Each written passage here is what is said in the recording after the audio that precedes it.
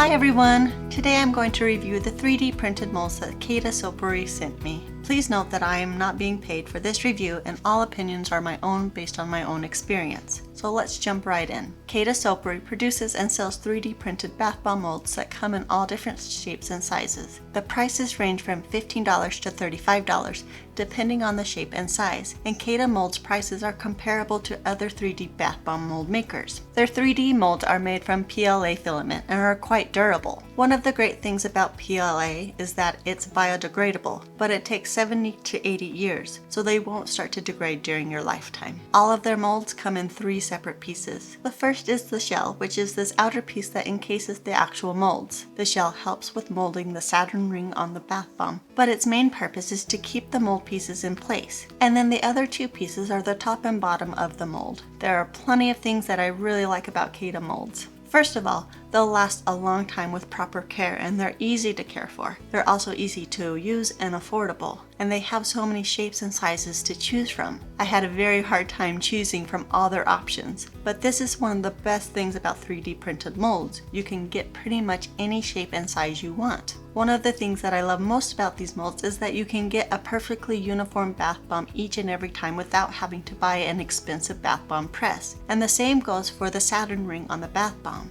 Although in order to have them exactly the same every time, you will need to weigh out the mixture every time you put it in the mold so that you can have the same amount in every bath bomb. I also noticed that Cada takes the time to sand and smooth out the inside of each mold. This is not something that every 3D printed mold maker does. Without doing this, the final bath bomb ends up with these lines that go around it. These lines are just part of the process of making the molds and are always present on 3D printed molds. But the fact that Cada takes an extra step to eliminate these lines from their molds shows me that they care about how the final product works. The owners of Cada Soapery actually make bath bombs themselves, which means they know how the product needs to work in order for it to be functional. Not all 3D mold creators have this knowledge. Cada also provides a great bath bomb recipe on their website that worked perfectly for me when my regular go-to recipe wasn't doing the job. They also have a Facebook group that you can join to see what others are creating and get feedback for your questions. They also post tutorials for their molds on YouTube.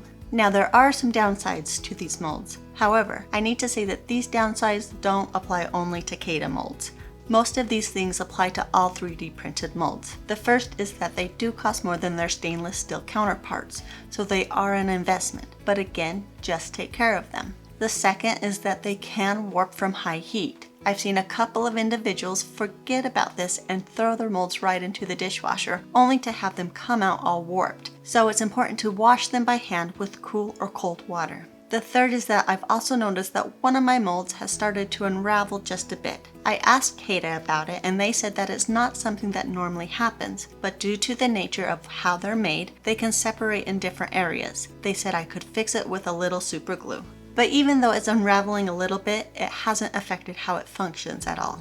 The fourth is that your recipe may need to be changed completely or tweaked to be used with these molds and this material. When I was using my personal recipe, I found it to be too dry and the edges would crumble. So I gave Cada's recipe a try and the extra moisture kept the bath bombs from falling apart. If I wanted to use my recipe, I just need to increase the oil a little in order to get a wetter mix. The fifth is that molds that have more details can be really tricky for both beginners and seasoned bath bomb makers.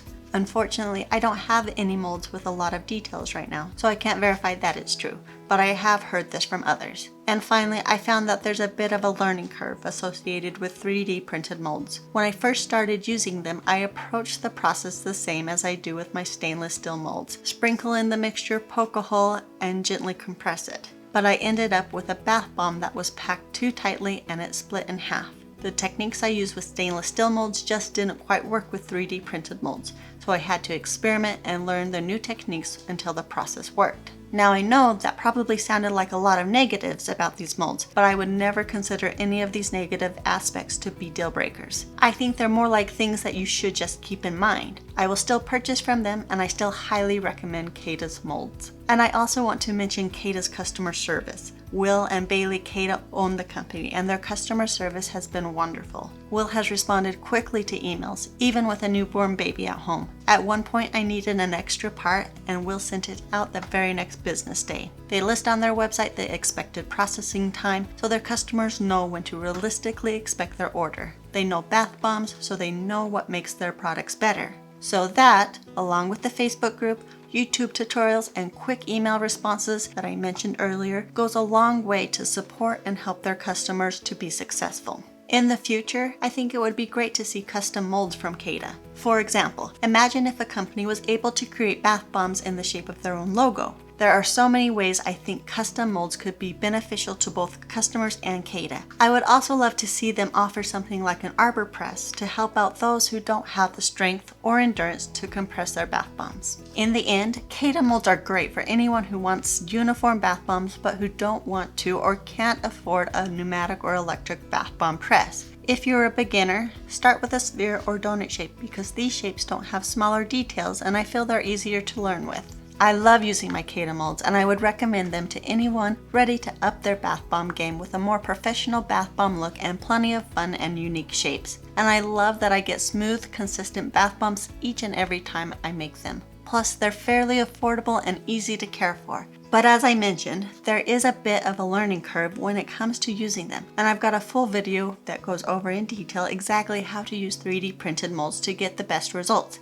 And you can find this in my online course called Pro Bath Bombs, where you can watch over 75 videos that go over every aspect of making bath bombs and how to create a successful business selling them. So be sure to visit probathbombs.com, where I have a free 45-minute training where I give you my top 10 secrets to creating amazing bath bombs. Plus, I give you an inside look at my full bath bomb course. And that's it for my thoughts about Cada's 3D printed molds. Hopefully this was helpful in helping you decide if 3D printed molds are right for you and helping you understand some of the pros and cons of these molds. I've got links in the description of everything we've talked about today. And lastly, don't forget to subscribe for more videos in the future. And if you have any further questions, please let me know.